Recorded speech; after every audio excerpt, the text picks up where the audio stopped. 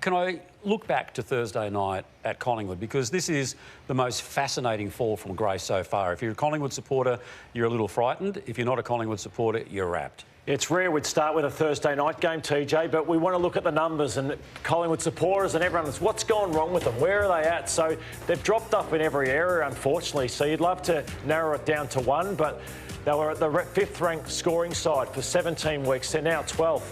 Points against. They were the ultimate team defence, system and also effort, 1 to 10. They used to punish teams off turnover. That's dropped off.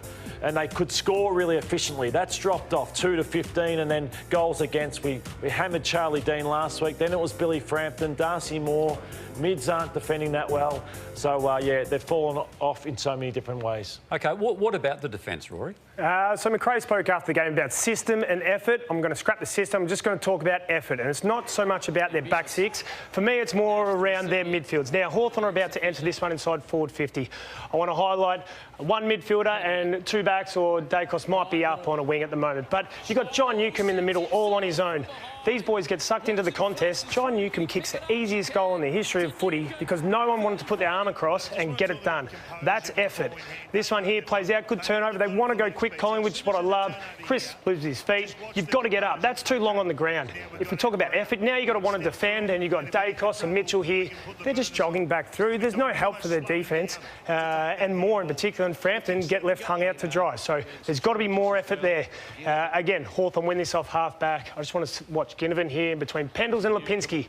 Ginnivan puts the head down. He goes, he breaks hard. There's no chase. The effort was just not there from the Pies midfielders to really help out their defensive six, who was put under the pump in this sort of scenario. So they must lift in that area, Lordo. And as we pull apart what is going on with the Pies, their whole structure was thrown right out of whack early in this particular match when Jeremy Howe contacted John Newcombe so early in the game and was knocked out, taken from the field. He's been cleared of any neck and upper body damage from that moment, but clearly there's a HIA at play here. He will miss this weekend's game against the Adelaide Crows, and who knows as to whether he then is unavailable also for the game against Melbourne to complete the home and away season for the Pies. But it's a massive out for them, TJ, and a major concern for him. OK, Nathan, pardon me, can I ask you, you know, as players, you're told don't panic, right? Just be calm, right? Just go through your processes and all that sort of thing.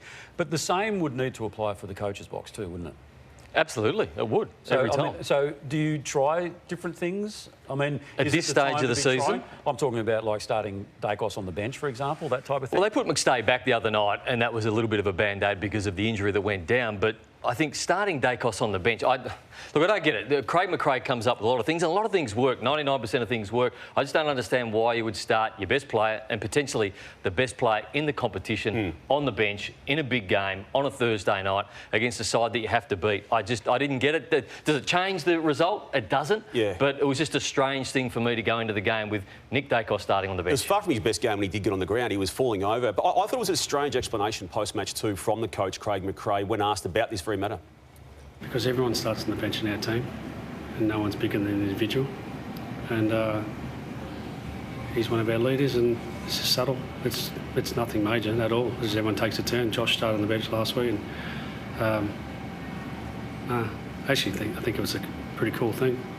There has been some tinkering. I mean, Scott Pendlebury as a sub, other players being rested over the course of this. But now that they've got, and you just highlighted those 5 games, Lordo, the losses have come in that patch. The Fremantle, Gold Coast, Brisbane Lions and Hawthorn, teams who are battling for those spots in the 8. Can they actually turn it around? I find it hard to see. Like, you need everything to go right to win a premiership. And like Bobby Hill, like, he's out, you know, first it was sort of personal reasons. He's back for one, and then he's gone again for illness. So a player like him is so important. They've got the toughest trip in football now to to Adelaide Oval. So I find it hard to see how they can turn it around with what's going on at Collingwood currently. I mean, but if you look at a team like Brisbane, who, you know, sort of get thrashed by 11 goals one week, come out and beat Collingwood at the MCG the next, then they go up. And it is a very... But 4 or 5, TJ, that's the only concern. Like, this has been a 5-week issue now. Yeah, and you never that poor. Like, and the clips I showed there, like if you can tighten up that area and just value that defensive transition a little more than what they currently are, they can turn it around very quickly. It's a lot about Collingwood, so let's focus on Hawthorn because they look hungry to me.